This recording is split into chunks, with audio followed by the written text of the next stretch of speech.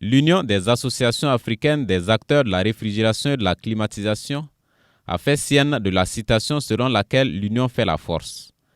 En se réunissant autour d'une fêtière, elle se présente comme une force de proposition, un partenaire sûr et faire porter la voix des techniciens africains du froid devant les instances internationales.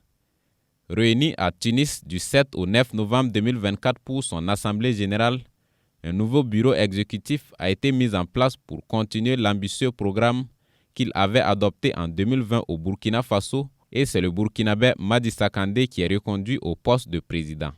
Nous devons continuer de travailler parce qu'il y a des nouveaux entrants, il y en a aussi qui étaient là, qui ont changé de position. Nous allons travailler pour l'intérêt du froid en Afrique, bien sûr, et dans le monde, en collaborant avec ceux qui peuvent nous apporter quelque chose pour que nous puissions avoir un monde meilleur pour les Africains et pour le restant du monde.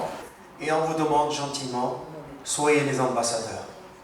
C'est une tâche noble. C'est parti pour 4 ans, supporter ce bureau, parce que ça c'est une responsabilité, hein. C'est pas un repos, croyez-moi que c'est du travail. On a besoin de votre support, le support de vos associations, de vos techniciens, des entreprises, les parties prenantes, les politiques, les institutions. En termes de recensement des techniciens, un peu plus de 5000 ont été recensés sur le continent. L'Assemblée générale recommande d'ailleurs plus de dynamisme dans le recensement des techniciens et la collecte des données dans le secteur, et surtout une sensibilisation accrue des acteurs de la réfrigération et de la climatisation. Le chantier est vaste et le président Madissa Kandé sait compter sur les fédérations des efforts des associations nationales.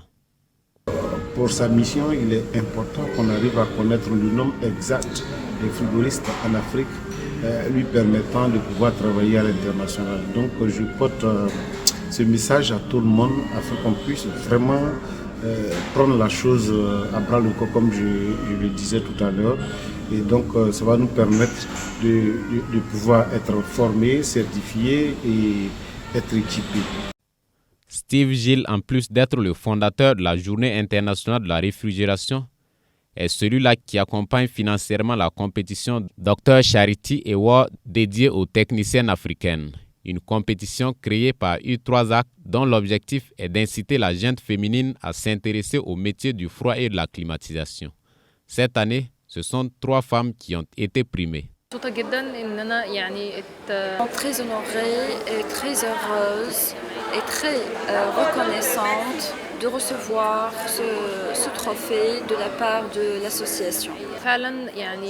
Au titre des programmes d'activité inscrits, il y a la prise de contact avec les autorités politico-administratives de chaque pays membre pour porter U3ARC à leur connaissance en leur présentant l'association et ses documents constitutifs. Nous souhaiterons aussi mettre un accent pour la question de la création des agences nationales pour le développement du secteur froid dans nos pays africains. Parce que le froid étant un secteur transversal et son développement dans une structure ministérielle devient limitatif pour ce qu'il pourrait être pour les autres ministères.